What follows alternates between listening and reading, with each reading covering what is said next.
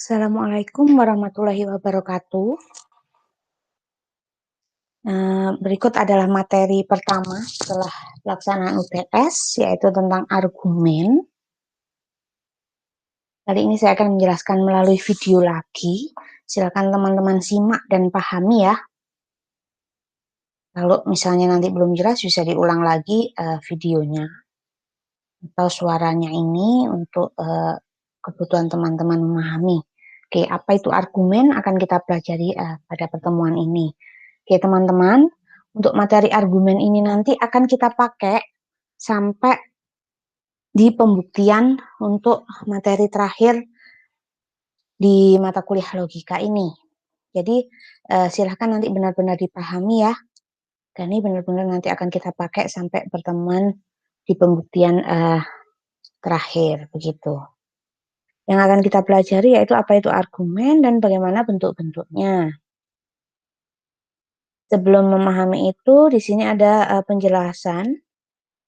Pada bab sebelumnya telah dijelaskan apa itu pernyataan dan penalaran. Saya yakin teman-teman sudah paham apa itu pernyataan, bagaimana itu penalaran, kemudian ada premis-premisnya, atau misalnya ada pernyataan X, pernyataan Y, konklusinya apa, begitu ya.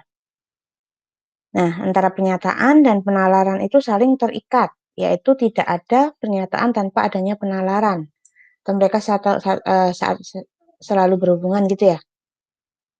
Penalaran tersebut akan mendapatkan atau menghasilkan suatu ide yang nantinya mendapatkan atau menghasilkan suatu pernyataan, di mana pernyataan itu bersifat logis. Penalaran digolongkan menjadi dua, yaitu penalaran induktif dan penalaran deduktif. Untuk memahami tentang itu, nanti akan dijelaskan, tapi untuk melihat pemahaman teman-teman apa itu penalaran induktif dan penalaran deduktif, silakan membaca artikel atau membaca buku yang menjelaskan tentang penalaran induktif dan penalaran deduktif, kemudian jelaskan dan contohnya seperti apa. Silakan dituliskan di bahan diskusi 1.1 ini. Gitu ya. Kemudian argumen merupakan salah satu jenis penalaran. Nah, misalnya di sini kita ketahui bahwa untuk menyatakan suatu argumen atau bentuk argumen itu didasarkan atas ilustrasi yang seperti berikut ini. Misalkan premis dilambangkan dengan P. Premis 1 P1, premis 2 itu P2, premis 3 itu P3, dan premis ke N itu PN. Ini hanya kita lambangkan saja. Misalnya dilambangkan dengan seperti itu. Kemudian konklusi dilambangkan dengan K. Maka bentuknya bisa tulis di sini. P1, P2, P3 sampai dengan PN itu konklusinya apa? Logikanya kan seperti itu ya. Jadi ada pernyataan 1, pernyataan 2, pernyataan 3 sampai pernyataan ke N. Nah, dari pernyataan-pernyataan tersebut konklusinya apa? Nah, itu disimbolkan dengan K. Nah, itu adalah contoh argumen yang akan kita pelajari. Nah, di sini argumen tersebut suatu konklusinya benar diturunkan dari semua premis yang logis. Jadi, kalau premisnya ini semua logis, maka nanti konklusinya adalah benar atau logis juga atau valid atau sah, begitu. Ini ada contoh-contoh bentuk argumen. Nah, ini yang perlu teman-teman pahami. Ada beberapa yang akan dijelaskan di sini, yaitu disjungtif silogisme. Disjungtif silogisme biasanya disingkat dengan DS. Gampangnya kalau kita memahami, oh ya DS. DS nanti bentuknya seperti apa? Nah, DS itu bentuknya ada dua, yaitu X atau Y. Premis satunya X atau Y, premis duanya adalah negasi X, maka konklusinya adalah Y. Atau bentuk keduanya dari DS itu, X atau Y, premis keduanya adalah negasi Y, maka konklusinya adalah X. Jadi, disjungtif silogisme ada dua bentuk, yaitu bentuk 1 dan ada bentuk 2. Nah, penjelasannya di sini. Premis bentuk 1 yaitu X atau Y dan negasi X. Sedangkan premis bentuk 2 yaitu X atau Y dan negasi Y. Nah, konklusinya tadi, kalau bentuk 1 konklusinya Y, kan kalau bentuk 2 konklusinya X. Ini teman-teman pahami. Mau dihafal atau apa, silakan, tapi yang jelas harus dipahami ya. Kalau DS itu berarti bentuk satunya X atau Y, premis 2-nya negasi X, maka konklusinya Y. Jika ada bentuk pernyataan seperti ini, maka nanti konklusinya adalah Y. Mau di sini nanti ada variabel P atau Hi, kemudian negasi P, maka konklusinya adalah Hi. Misalnya seperti itu. Jadi ini adalah permisalan variabel yang saya gunakan itu adalah X dan Y. Nah, karena ini sudah merupakan bentuk dari argumen yang diberikan, maka ini ada tabel kebenarannya. Tabel kebenarannya dia akan bernilai benar semua. Nah, menuliskannya gimana? X, tulis dulu Y apa, itu tabel kebenarannya kan X-nya apa, Y-nya apa gitu ya. Kemudian dibutuhkan apa di sini? Negasi X. Negasi X tulis di sini negasi X. Kemudian di sini X atau Y, tuliskan X atau Y. Kemudian kebutuhan selanjutnya apa? X atau Y. Nah, di sini ada negasi X. Karena di sini premis 1 dan premis 2, berarti kata hubungnya di sini adalah dan. Maka X atau Y dan negasi X. Dioperasikan, nanti hasilnya adalah, konklusinya apa? Harapannya adalah Y kan ya?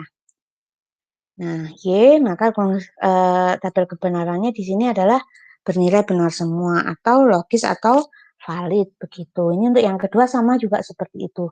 Jadi,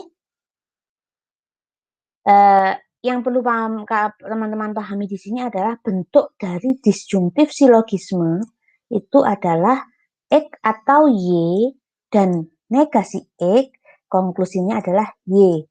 Kalau ada X atau Y, negasi Y, maka negasinya konklusinya adalah X. Jadi DS mempunyai dua bentuk ini, silakan dipahami ya. Oke, pembuktiannya silakan dipahami juga. Nah, bentuk yang kedua apa? Modus ponen. Nah, kalau modus ponen ini sepertinya sudah pernah teman-teman pahami saat SMA, karena ini juga sudah pernah dijelaskan. Modus ponen itu ada bentuknya. Modus ponen bentuknya apa? Yaitu jika premis satunya X, maka Y, premis duanya X, maka konklusinya adalah Y. Jadi di sini X maka Y dan X konklusinya adalah Y. Sama juga tabel kebenarannya dia bersifat tautologi, artinya modus ponen ini bersifat valid, begitu. Oke, ini bentuk untuk modus ponen. Jika ada bentuk X, maka Y dan X konklusinya Y. Selanjutnya adalah modus tolen. Sama, modus tolen ini juga ada di materi teman-teman SMA sepertinya ya. Kalau modus tolen bentuknya adalah X maka Y dan negasi Y, maka konklusinya adalah negasi X. Pembuktiannya ada di tabel, silakan dipahami. Jadi begitu. Yang saya ulangi lagi, yang perlu teman-teman pahami adalah bentuk dari DS itu apa, bentuk dari modus ponen apa, bentuk dari modus tolen apa. Nah, itu. Kalau pembuktiannya saya rasa kalau di DS bisa, saya yakin di modus ponen dan modus tolen teman-teman juga bisa. Cara pembuktiannya kan sama. Kalau di sini berarti butuh X, butuh Y, butuh negasi Y. Berarti ada dua. Yaitu ada X, ada Y kan ya. Negasi Y kan tinggal dari Y-nya lagi. Kemudian X maka Y, apa? Tuliskan X maka Y. Kemudian tadi kata hubung antara premis 1 dan premis 2 itu dituliskan dengan dan. Jadi di pernyataan ini X maka Y dan negasi Y itu apa? Kemudian di konklusi butuhnya negasi X, tulis saja negasi X. Kalau sudah dari semuanya dioperasikan, nanti kesimpulannya apa? Oke, sudah ada di S, ada MP, ada MT, di sini ada HS, hipotesis silogisme. Bentuknya apa? Premis satunya yaitu X maka Y, premis duanya yaitu Y maka Z, kemudian konklusinya adalah X maka Z. Ya, konklusinya itu. Jadi jika ada bentuk X maka Y, ada bentuk Y maka Z, konklusinya apa? Yaitu X maka Z. Ini Y sama Y. Berarti konklusinya adalah X dan Z-nya ini. Pembuktiannya sama, nanti silakan dipahami ya. Itu untuk bentuk dari HS. Selanjutnya, ini ada argumen yang invalid karena kesalahan berpikir. Jadi teman-teman juga pahami aja bentuknya. MK membenarkan konsekuen. MK ini adalah argumen yang invalid. Misalnya ada X maka Y, pernyataan kedua Y, konklusinya apa? Dipaksakan untuk X, karena ini sudah bentuk juga dibuktikan. Nah, di sini dianggap benar, padahal dia kalau dibuktikan nilai kebenarannya, dia merupakan kontingensi, atau tidak semua bernilai benar, ada S-nya. Nah, tapi ini bisa dipakai sebagai bahan nantinya pembuktian di materi selanjutnya, yaitu MK. Diingat bahwa MK itu bentuknya adalah X maka Y, kemudian premis kedua Y, konklusinya adalah X. Oke, selanjutnya menyangkal antiseden. Menyangkal antiseden biasa disingkat dengan MA, argumen yang invalid juga. Nah, misalkan terdapat premis satunya X maka Y, kemudian premis duanya negasi X, konklusinya apa? Negasi Y. Ini kan sama dengan modus tollens ya.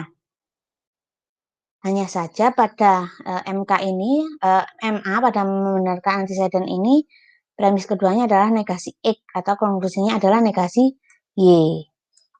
Ini juga invalid karena dia kalau dibuktikan dia kontingensi.